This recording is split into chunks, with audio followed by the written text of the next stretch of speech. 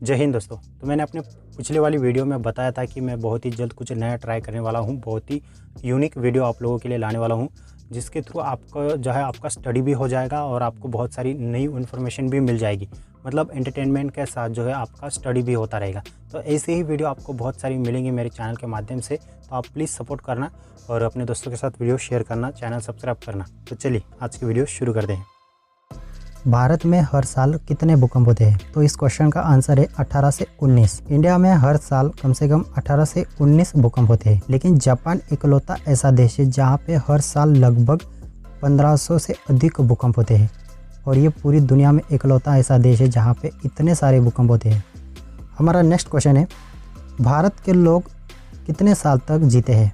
मतलब भारत के लोगों की औसतन आयु कितने साल होती है? तो विश्व स्वास्थ्य संगठन WHO के 2015 में जारी आंकड़ों के अनुसार भारत के लोगों की औसत आयु 68 साल 3 वर्ष है। पुरुष जो है औसतन 69 साल 9 महीने और महिलाओं की 68 साल 3 महीने जीते हैं। लेकिन जापान के लोग दीर्घायु होते हैं। उदाहरण के तौर पर जापान में लगभग 50,000 से अधिक लोगों की उम्र जो है 100 साल से ज़्यादा है। और ये इकलौता ऐसा देश है जहाँ पर 50,000 ऐसे लोग हैं जिनकी आयु 100 साल से ज़्यादा है। फैक्ट यह है कि जापान के जिरोमान कुमुरा सबसे ज़्यादा दिन तक जिंदा रहने वाले पुरुष का खिताब अपने नाम किया था। 20 जनवरी 2019 को 113 साल की उम्र में उनकी मृत्यु हुई और ये इनका नाम Guinness book of world record में भी दर्ज किया गया है। हमारा नेक्स्ट क्वेश्चन है, भारत की ट्रेनें कितनी लेट चलती है? 1 घंटा, 2 घंटा, ज़्यादा से ज़्यादा 5 घंटा। लेकिन जापान के लोग समय के बहुत पाबंद होते हैं। यहाँ तक कि जापान की ट्रेनें जो है 30 सेकंड से ज़्यादा लेट नहीं हो सकती। एक बार जब जापानी ट्रेन 1 मिनट लेट हो गई थी तो जापान सरकार ने सारे पैसेंजर्स के पैसे लौटा दिए थे और ट्रेन ड्राइवर ने पैसेंजर से माफ़ी भी मांगी थी। ऐसा इंडिया में हो सकता है दोस्तों?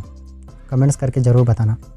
हमारा नेक्स्ट क्वेश्चन है, भारत और पाकिस्तान का राष्ट्रीय खेल कौन सा है? तो इस क्वेश्चन का आंसर हर किसी को पता है, हॉकी। लेकिन जापान का राष्ट्रीय खेल जो है सुप्रसिद्ध खेल सुमो कुश्ती है तथा यह खेल यहाँ पे लोगों को बहुत ही लोकप्रिय है। हमारा नेक्स्ट क्वेश्चन है, दोस्तों पूरी दुनिया में कौन सा देश है जिस पर परमाणु बम से हमला हुआ था?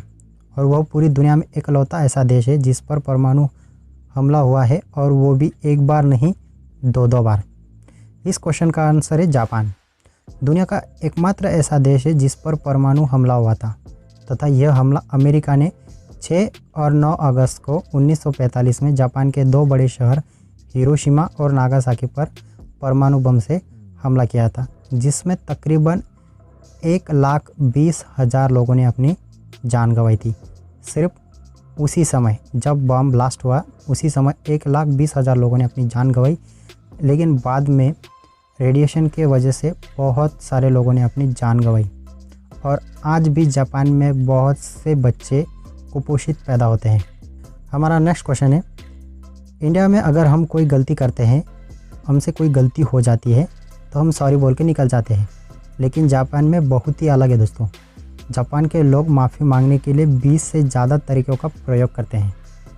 और ये जान के आपको हैरानी होगी, हम जैसे किसी के सामने हाथ जोड़ के माफ़ी मांगते हैं वैसे भी जापानी लोग हाथ जोड़ के माफ़ी मांगते हैं। हमारा नेक्स्ट क्वेश्चन है, अगर मैं आपसे पूछूं कि इंडिया का वह कौन सा राज्य है जो सबसे ज़्यादा साक्षर है, तो आप बोलोगे केरला। लेकिन क्या आपको पता है दुनिया का वह कौन सा देश है जो 100% साक्षर है? साक्षर का मतलब पढ़े लिखे लोग, डेवलप हो चुका।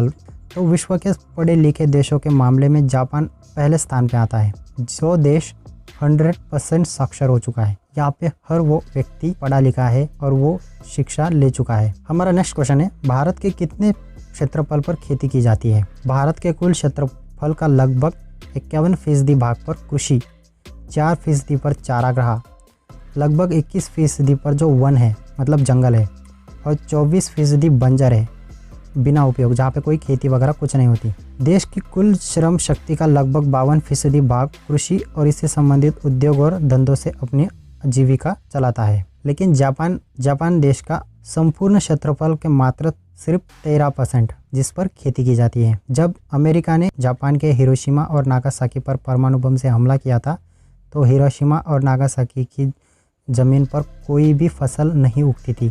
तो उन लोगों ने बड़े से बाम्बू होते हैं जापान में, तो उन बाम्बू मिट्टी भर के वहाँ पे चावल उगा के अपना जीविका चलाई थी, अपनी ज़िंदगी चलाई थी। बाद में जैसे जैसे वक्त गुजरता गया, हिरोशिमा और नागासाकी की ज़मीन थी वो उपजाऊ हो गई और बाद में सब ठीक हो गया। हमारा नेक्स्ट क्वेश्चन था, भारत में बनाई गई प्रत्येक सड़क को कुछ ना कुछ नाम दिया जाता है, लेकिन जापान में ऐसा नहीं है। जापान में लगभग सभी सड़कों पर कोई नाम बिल्कुल नहीं है। दोस्तों, मैं आपको क्वेश्चन करता हूँ कि उगते हुए सूरज का देश किसे कहते हैं? तो इस क्वेश्चन का आंसर बहुत ही सिंपल है, आप बोलोगे कि जापान। जापान इकलौता ऐसा देश है जहाँ पे सबसे पहले सूरज निकलता है, और ये बिल्कुल सही भी है। लेकिन भारत में ऐसा कौन सा राज्य है जिसमें सबसे पहले सूरज निकलता है? तो इस क्वेश्चन का आंसर आपको शायद पता होगा, अगर नहीं पता है तो मैं बताता हूँ। इस क्वेश्चन का आंसर है अरुणाचल प्रदेश। माना जाता है कि साल 1999 में पता चला था कि देश के अरुणाचल प्रदेश के डोंग में स्थित घाटी में सूर्य की पहली किरण दिखाई देती है, जिसके बाद से यह घाटी एक पर्यटन स्थल के रूप में भी उभर कर आई है।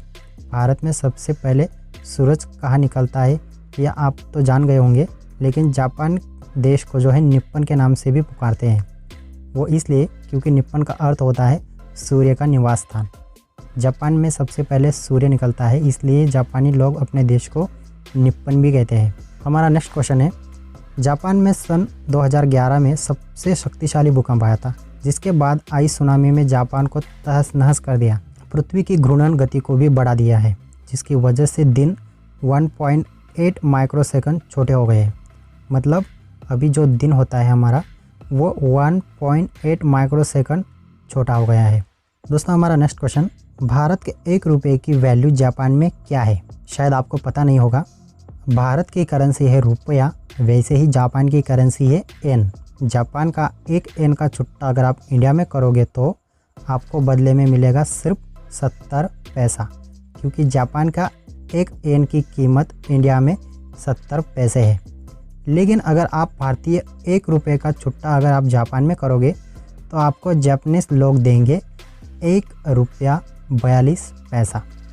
जापान के 1 येन की वैल्यू है 70 पैसे, लेकिन हमारे इंडियन रुपीस की वैल्यू है जापान में 1 रुपया 42 पैसे। तो इसका मतलब ये हुआ कि जापानी येन के मुकाबले भारतीय रुपया ज़्यादा पावरफुल है, और इसका यह रहा प्रूफ। तो दोस्तों, मैंने आपको प्रॉमिस किया था कि मैं बहुत मज़ेदार इंटरेस्टिंग वीडियो लाने वाला हूँ। तो यह वीडियो आपको कैसी लगी मुझे कमेंट्स करके ज़रूर बताना, और नेक्स्ट वीडियो के लिए चैनल सब्सक्राइब करके रखना। मैं मिलता हूँ आपको नए और फ्रेश वीडियो के साथ, तब तक के लिए धन्यवाद। जय हिंद, जय भारत।